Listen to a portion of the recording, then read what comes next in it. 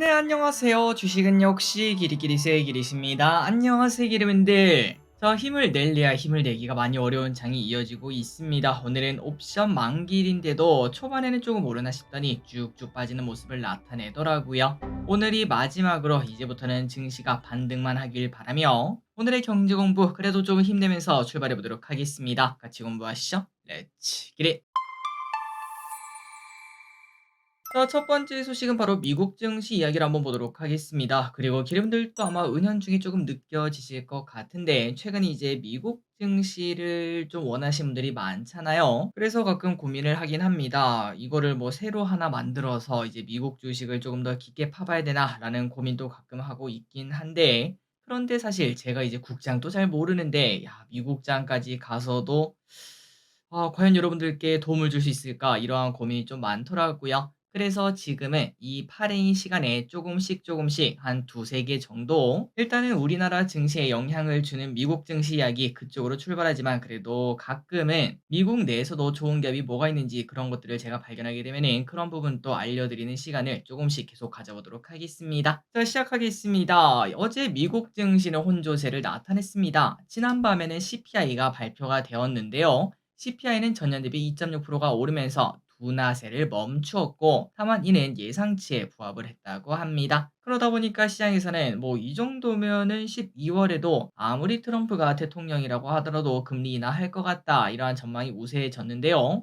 원래는 50%대였지만 82%까지 상승을 했다고 합니다. 그래서인지 오늘 우리나라 이제 성장주 대표격이죠. 네이버가 조금 좋은 흐름을 나타내더라고요. 그리고 미국 시장 내에서는 트럼프 당선으로 인한 흥분은 조금 가라앉은 모습을 보였습니다만은 그 와중에 여전히 반도체 섹터에 힘이 빠지는 모습을 나타내고 있습니다. 그래서 그런지 오늘 우리나라 하이닉스도 큰 하락을 피하지 못하고 있죠. 자, 참고로 네이버 차트입니다. 여기 보시면은 이제 차트가 좀 달라졌죠. 항상 이제 제가 말하는 게 이겁니다. 떨어지는 칼날일 때는 딱 여기까지예요. 이런 식으로 줄렁줄렁거리면서 맨날 빠져요. 그러다가 어느 순간 이평선이 모이기 시작하면서 오른쪽으로 기는 구간이 나타나고 그리고 이제 이평선을 뚫고 올라가는 그 순간 그때 거래량까지 붙어준다면은 그때부터는 추세가 바뀐 거 아닐까 이러한 의심을 가져볼 수 있겠죠. 과연 네이버가 지금 이제 추세가 바뀐 건지 한번 볼 필요가 있고 그리고 참고로 네이버 하면은 짝꿍이 카카오 아니겠습니까? 하지만 카카오의 차트를 한번 보시면 아시겠지만 아직까지도 떨어지는 칼날이라 카카오는 지금 건들기는 어려울 것 같습니다.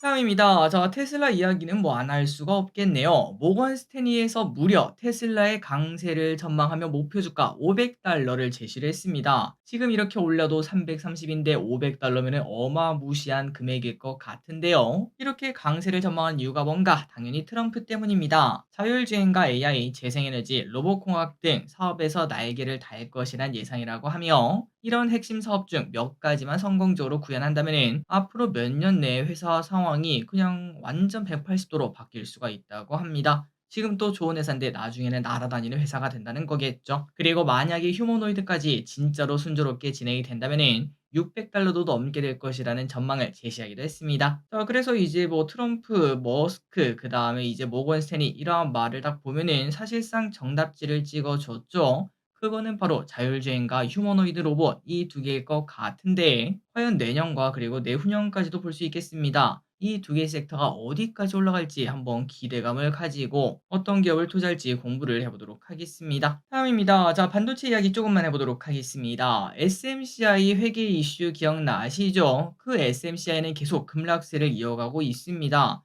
지난 밤에만 또 6%가 하락했고 올해 전체를 보면은 28.5%나 하락했다고 하는데요. 참고로 올해 상반기만 하더라도 주가가 300%가 넘게 급등했던 기업인데 그런데 그거 다 반납한 지는 오렌지고 이제는 오히려 하락으로 바뀐 걸 확인할 수 있습니다. 그리고 더 충격적인 건 이겁니다. SMCI 상황이 좋지 않다는 거. 오는 16일 당장 코앞입니다. 그때까지 재무보고서를 제출하지 않으면은 진짜로 상장 폐지가 된다고 하는데요. 그러다 보니까 매도세가 계속 이어지고 그리고 시간 내에서도 6%나 더 빠지는 걸 확인할 수 있었습니다. 과연 SMCI는 지옥에서 돌아올 수 있을까요? 다음입니다. AMD도 뭐 여전히 힘들다고 합니다. AMD가 글로벌 인력의 4%를 감축할 것이라고 밝혔습니다. 작년 말 기준 약 2.6만 명이었는데 이 중 4%에 해당하는 1,000명을 줄인다고 하는데요. 감원을 하는 이유는 성장성이 높은 곳에 집중하기 위해서라고 합니다. 결국은 AI 시장 입지를 확보하기 위한 것이라고 볼 수 있겠네요. 다만 아직까지도 AI 가속기 시장에서 고군분투를 하고 있긴 하지만 엔비디아의 독주를 깨기가 어려운데 과연 가능할지는 조금 더 지켜볼 필요가 있겠습니다. 어제 AMD는 3% 하락.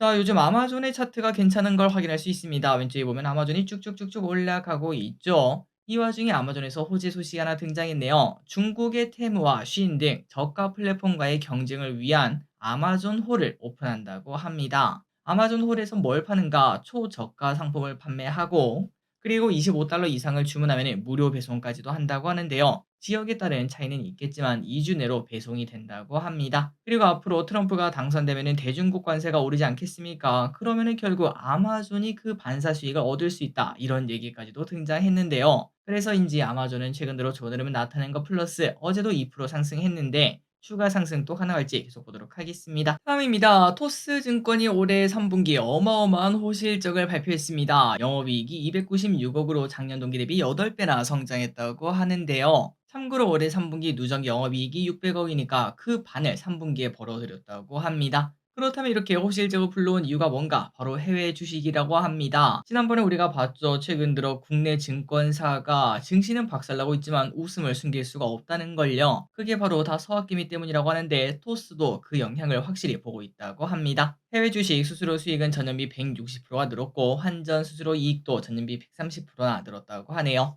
그리고 뿐만 아닙니다. 가입자 증가와 거래 고객 수도 함께 증가하고 있어서 전체적인 수익 개선이 이루어지고 있다고 하는데 그러니까 뭐 한 줄로 정리할 수 있겠죠. 성악기미 분들이 확실히 많아지고 있다고 합니다. 그래서 이제 많은 분들이 "아 길이 너 이거 요즘 조회수도 막 떨어지고 그런 것 같은데 이거 미국 좀 해야 되지 않겠어?"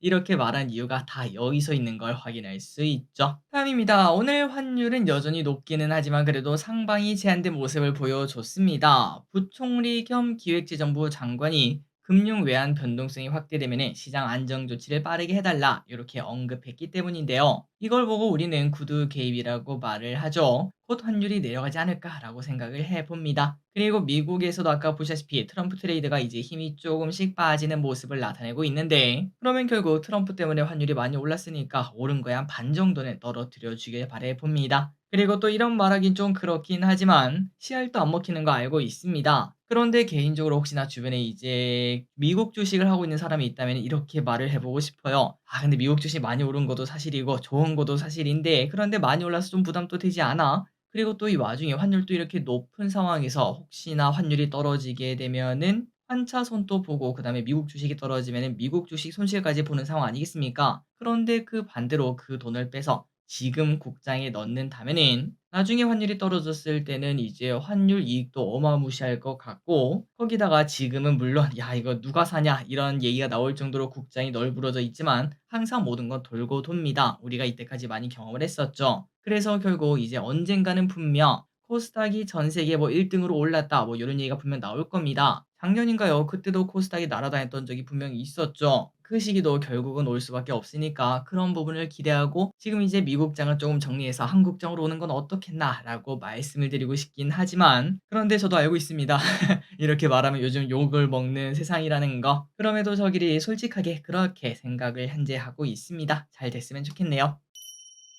다음입니다. 자, 오늘 상장한 쓰리빌리언 예상하지 못하게 플러스를 보여줬습니다. 야, 이게 플러스가 났다고 이렇게 기쁠 줄은 몰랐네요. 자, 오늘 상장한 AI 희귀 유전 질환 진단 검사 전문 기업인 쓰리빌리언. 하지만 데이터가 매우 좋지 않았기 때문에 저 기릿은 패스를 했었고, 그리고 일반 증거금이 단 419억밖에 없던 기업이었죠. 하지만 오늘 상장은 나쁘지 않게 상장했습니다. 정말 오랜만에 빨간불을 켜서 아침에 제 눈을 의심했어요. 아마도 증시가 초반에 조금 좋았다 보니까 그리고 공모가 하단으로 확정되면서 가격 매력이 좀 있다 보니까 이런 부분이 반영된 게 아닌가 싶긴 합니다. 자, 이런 모습이 나타나면 나타날수록 공부주도 좋아질 겁니다. 그리고 증시도 조금만 더 좋아지면은 큰 수익까지는 아니더라도 그래도 다시 커피값 이상의 수익을 보던 그러한 시절로 빠르게 돌아갔으면 좋겠습니다. 다음입니다. 삼성전자 이야기를 안 할 수는 없겠죠. 자, 이미 4만 전자가 코앞입니다. 사실상 마음속에는 4만 전 가만전자를 보고 온 것 같은 기분이 드는데요. 그런데 이제서야 목표 주가를 하향할 리포트를 한번 보도록 하겠습니다. 자, 개인적으로 이러한 목표가 하향 리포트 당연히 필요하다고 생각합니다. 자기가 생각했을 때,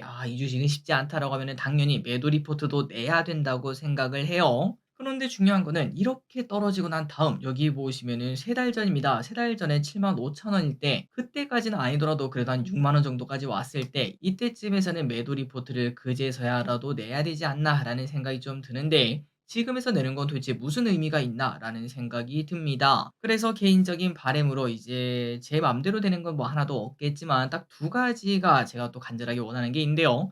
첫 번째는 공모주입니다. 공모주에서는 그 공모 밴드를 정하지 않겠습니까? 앞으로 공모가를 정할 때 최소한 그 공모 밴드는 벗어나지 않게 그렇게 좀 정했으면 좋겠다라는 생각이 들고, 그리고 두 번째는 이겁니다. 이제 증권사가 리포트를 많이 내지 않겠습니까?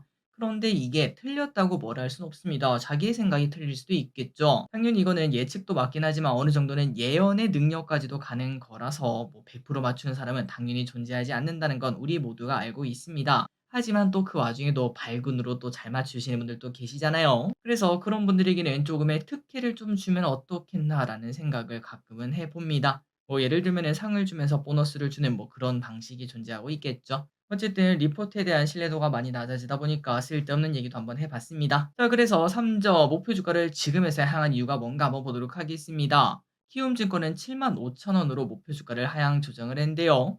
여전한 HBM 공급 지연, 그리고 중국의 창신 메모리 테크놀로지의 증설로 인해 목표가를 하향 조정을 했다고 합니다. 자, 그런데 뭔가 이상하지 않습니까? 맞습니다. HBM 공급 지연 다 알고 계셨죠? 그리고 중국의 이제 저가 공세, 이거는 우리가 지난달인가 이미 공부를 했었습니다. 그때부터 반도체 이거 좋지 않다, 건들면 안 된다, 이런 얘기를 우리가 같이 했었죠. 그런데 이제서야 이 얘기를 꺼내면서 이렇게 떨어뜨리는 거는 여전히 아쉽다라는 얘기를 안 할 수가 없겠습니다. 이런 거 보면은 선제적으로 매도 리포트를 때리는 외국계가 차라리 낫다라는 생각이 들죠. 다음입니다. 한국 증시 이대로는 안 되겠죠. 제발 뭔가가 좀 바뀌면서 좋은 결과 있었으면 좋겠는데 이 와중에 이복현 금융감독원장은 다음 달 중에 주주들의 이해를 보다 강력히 보호하는 기업 지배구조 관련 법 개정안을 확정한다라는 이야기를 꺼냈습니다. 물론 구체적인 이야기는 하지 않았기 때문에 이게 상법 개정안일지 아니면 자본시장법 개정안일지 등등은 알 수는 없다고 하지만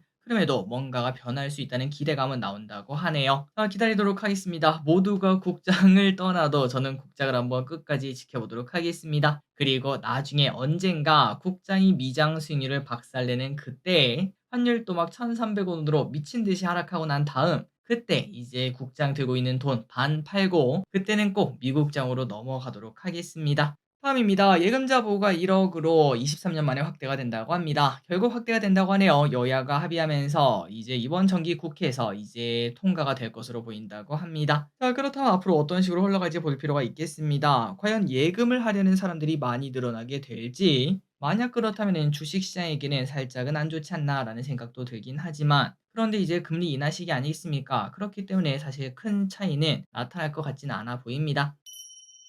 다음입니다. 자, 재건주가 또 고개를 들고 있습니다. 트럼프가 오크라 평화 특사를 준비한다는 소식이 떴기 때문인데요. 그러다 보니까 내년 1월 전에 진짜 휴전이 되는 거 아니냐라는 기대감이 등장하고 있습니다. 그리고 특이한 거는 오늘 오른 애들을 보면은 지금까지 올랐던 재건주보다는 중소형 건설사가 급등하는 모습을 나타냈습니다. 다양한 수주가 기대가 된다는 명목인데요. 다만 개인적으로 이제 이 친구들의 특징은 시가총액도 많이 낮고 그다음에 또 투자하기는 좀 꺼려지는 그러한 종목들이 많다 보니까 재건주가 더 크게 급등할 수 있을지는 잘 모르겠습니다. 물론 기대가 되는 섹터도 맞습니다. 그런데 개인적인 경험으로는 한 섹터에서 이렇게 파생 섹터가 등장하는 순간 그리고 뉴스가 실제로 나올 때는 차익 실현이 쏟아지는 경우가 많았었는데 이번에는 어떨지 한번 보도록 할게요. 참고로 왼쪽에 보이는 삼보토원 같은 경우는 관리 종목인 것도 잊지 마시기 바랍니다. 다음입니다. JYP가 3분기 어닝 서프라이즈를 기록하면서 증권가들이 목표 주가를 상향했고 미래에셋은 목표 주가 8만 원을 제시하기도 했습니다. 자, 증권가에서는 JYP 내 고연차인 트와이스나 스트레이키즈를 제외하고는 빅 IP가 부재한 점, 아티스트 재계약비 부담 등으로 3분기 영업이익은 300억 원으로 예상을 했는데요.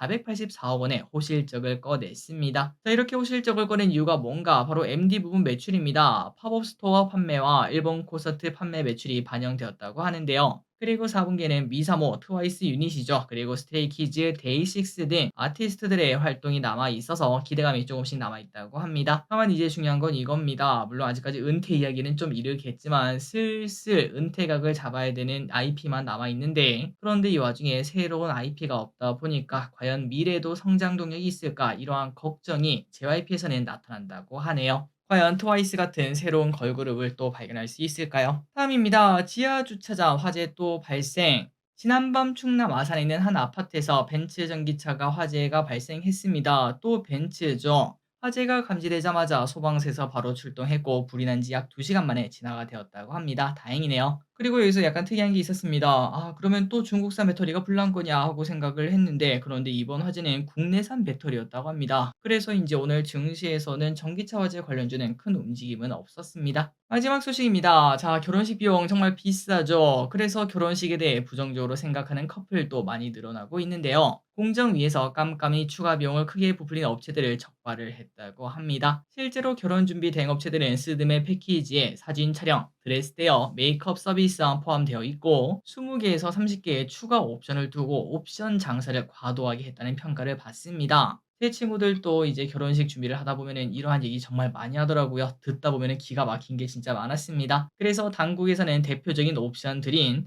사진 원본, 수정본 구입비, 이거 진짜 너무한 거 아닌가라는 생각이 들고요. 드레스 피팅비, 아니 야 드레스 입어봐야 되는 거 아닌가 싶기도 한데 이거를 돈을 또 내야 된다고 하고, 메이크업 원리 스타트비 뭐 이런 것들을 기존에는 옵션 장사를 했지만 이제는 기본 서비스에 포함시키는 걸로 약관을 시정하고 과도한 위약금 토항도 적발을 했다고 합니다. 자, 오늘의 공부 여기까지 끝났습니다. 내일부터는 더 뜨거운 창일 되길 바라며 오늘의 공부 여기까지 끝내보도록 하겠습니다. 지금까지 길이셨습니다. 빠이요.